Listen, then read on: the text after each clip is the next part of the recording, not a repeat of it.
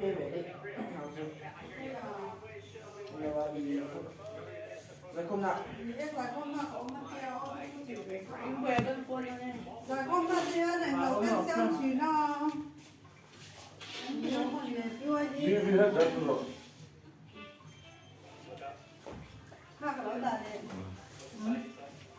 rồi thì giờ cứ làm áp dụng rất còn có lòng tài em bây giờ lên tay không để em à ồ là sao ồ pi cái lẩu sỏi đây anh cũng ngồi rồi ví dụ có ôi lấy cái tu về tết còn tết cái đi khác ta mẹ cái là này cái là trong ra mọi người nào các đứa là đứa nhưng bây giờ ra mẹ về đi bây giờ cho đi rồi là đây bây giờ phải cho nó về cho mà bà nó phải tập đó này ấy là ra mà đầu thế buổi sáng rồi ra là cái lên về đơn bán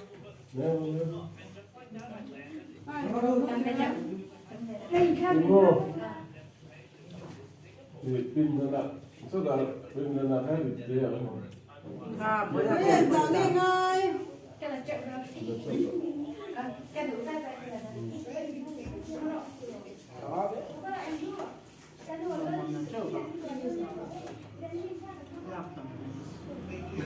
không phải là cái là cần có là gì đấy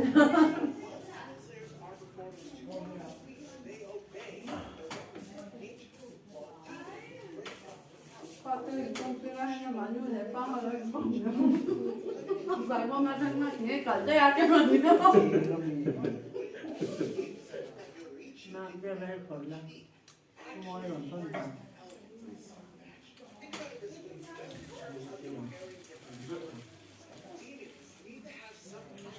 cái máu vô này không phải mua lúa thì cái cũng phải được rồi cái hàng star cái phong phú làm được nó đi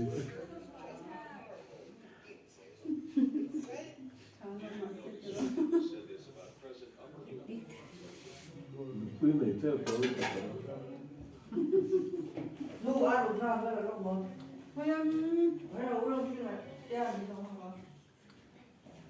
chuyện nó à nó cái chuyện cho cái cả sân tới nghe mẹ cho ăn rằng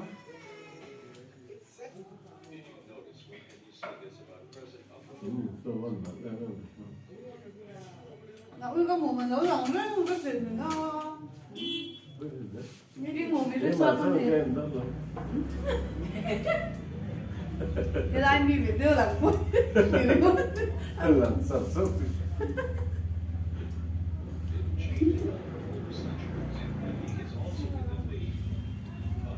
cái món như vậy món này là món gì món nào gì này mình rất là tốt nhưng mà em này không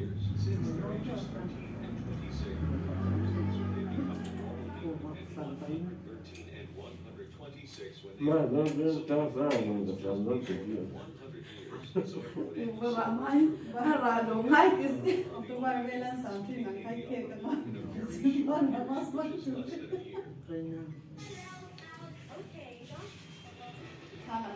qua qua nó cũng qua giá tiền của tất cả như này cả không ba cái rồi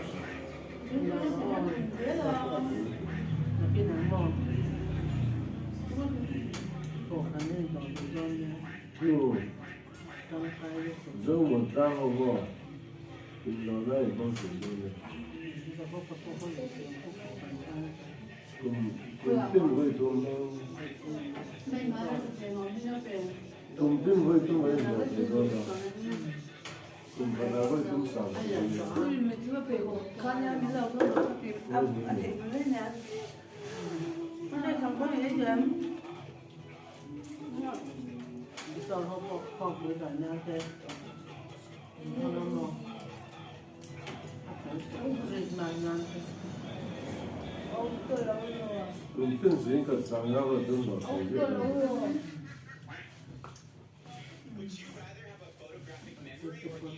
Uống giá bên muốn thì Đúng sao?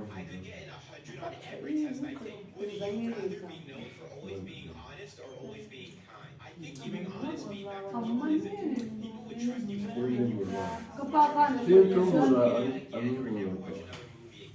tiên trung một là chín khẩn. tiên trung mình cho cổ vòng ra tiên khẩn mình xuống là bảo là Nó bảo là cũng phải sao vào có đủ rồi mà. Thật sự ăn lên nó ăn thứ nó lên quá rồi. Và có rất tiền thì ăn tiền đủ tiền. Ăn ai đi ăn được. về việc cái bạn tôi khi đến gặp một tôi này tôi khăn gì đấy kiểu như tôi có hai mươi triệu về là chiang thì nó sẽ gì thành ra bây giờ chẳng có cầu sản phẩm của các bạn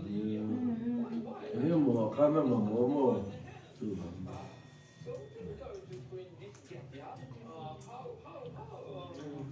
sản phẩm của tâm này nhiều hơn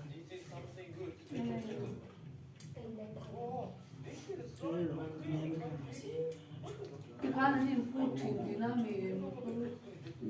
insurance sắp tới lâu thì nó nhắm vào nhưng mà ăn nào cái driver cái mà license cái lâu này là quên thì chú như thế Allah bốc ra em mà lúc lúc thật sự không luôn luôn thầm lặng Allah cái tàn phim mình sẽ lấy lột ra cùi cho nó sẽ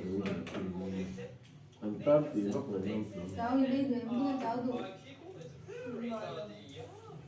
cái chỉ có lẩu dòng cái vậy chứ là cái nhưng có cút rồi làm sao cái nó mặc cái chỉ có bằng rất mẹ sao chút đấy thì nghe có cái chút đấy thì sao có thể mình có khởi nghĩa lẩu nha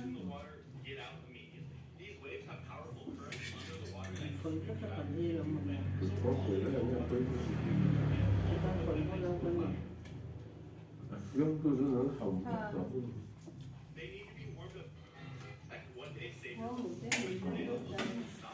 thì mà thuộc là quả là lên là phần than sẵn rồi chuyện do các ông tôi cái gì cần sợ rồi chuyện do cái Sự là tin cái này cho được phone bật điện vẫn cũng có cái mô vì đứa vẫn làm như dài dài cả dài dưới cái nó sẵn nữa được anh mà có bằng đúng là đây là cái gì đâu ấy nha thì em biết là dài ra mùi của đây là nó cô và hello man phần đôi nha mình nếu ra cho lòng so với sẵn đủ được cái gì này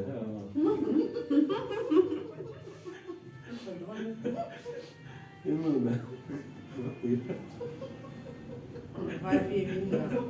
thôi cái này áo bộ cái của nó và không người về là được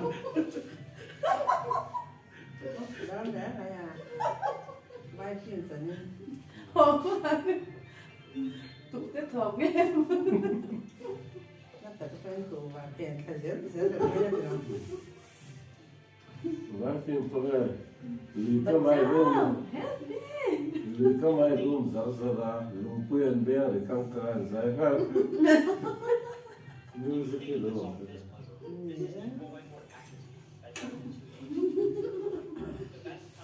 cái chữ khóa là mà do mình ngắt ra anh nhìn thôi rồi chuyện rồi hôm nay ông tôi xong thấy thì bà đông lại tôi khỏi tôi thấy rồi thì lớn lớn rồi mới như là cái sao cứ qua cái sòng am này từ đầu bằng hiếu tới cô thì nó thì nó chết thuộc rồi là họ mai rồi em mình ai đó là như là cũng là đến là anh nhận sự tin của như là các họ này do này rất phức tạp nhất cùng các xuống liền thi ông về đâu nhưng mà sáng khi nó mặc cái sườn thì cái gì xua cái bò em sẽ lên thì sao cho nó mà con ai rồi là con xuống thì hắn rồi cái sinh ái nào không phải nhẹ nào thì chú cả lì quay phía mà cùng cho các nên đi đó con ăn con là mai này nó rất sự tin là ai mới sống ai làm tiếp tục thì sao biết hồ này thì nó họ tiêu rất là lắm họ biết các con tiêu rất là lắm phần rau này phải là cái là lâu rồi cái chỉ là máu để rồi thì nên nói như vậy đúng rồi á ông cái còn ra mà trên nhật phải đâu ui lên ông nó tụi mình lên Nó làm cái này. ấy mà phía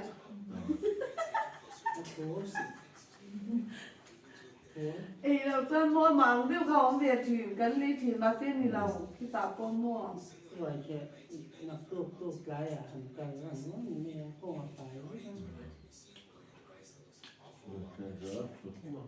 cái coi em ta này là Xong tiếp cái túi xe nó từ đó cũng lẽ từ đó.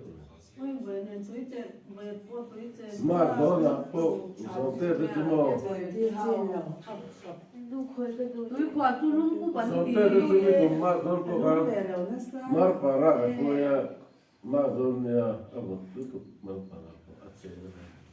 mua đá nha gần túi quà nó chú và sẽ túi tấm lâu nó tấm nước rồi con túi là tấm và là lo lo nghe nghe à Cú là cái rồi. bắt tôi vào tôi cũng thật ra đến học cao nó nha sao mà nó phải nó thôi rồi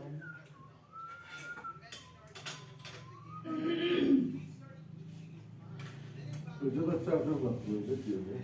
mà quay trên nó chi là mấy giờ thế mà quay ra mấy cái gì nói con nói mấy con cần mấy con chết luôn mà phải nói người ta mà cho người ta cần biết theo thì tất Trong trai lá ra tê bên rồi quê về cái này.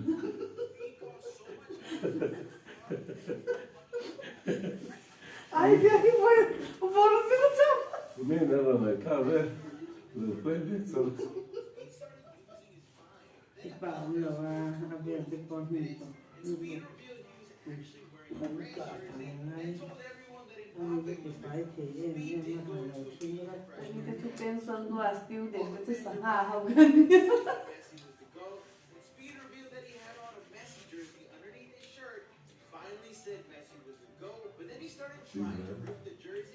bazaar lên rồi các món đi ngất tiền mua các bạn cái sao chỉ đi liền đúng đi ngất tăng tiền thì lại em gần một rồi nó tiền nó mình trả nó sẽ thì Nhân nên biết được chỉ những riêng cái mày thôi không vật mới riêng thợ ra you said không được đấy. mất chuột luôn chuột mà là con Cái lười còn ra rất biết hay đồng tiền.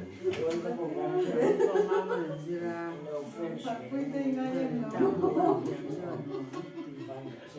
Đây là cái này. nhà mình thì mất liền lúc hai anh là suốt cái suốt đi cái là con mất thôi là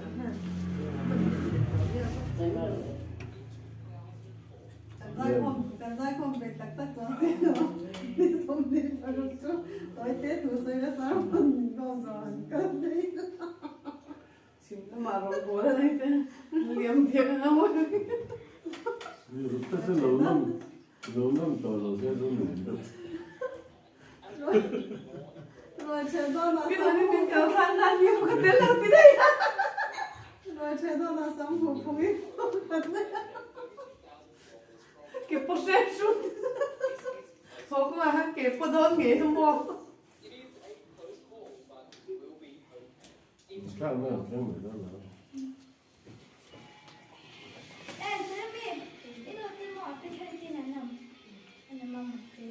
Rác về mấy rồi sẽ lên mi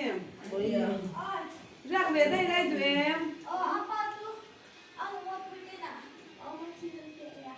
Như vậy xem ra rồi. là một lần từ ông chỉ nhận không chứ từ bé bởi cháu về rồi á xua bốc xe cô lại về là như thế để như thế là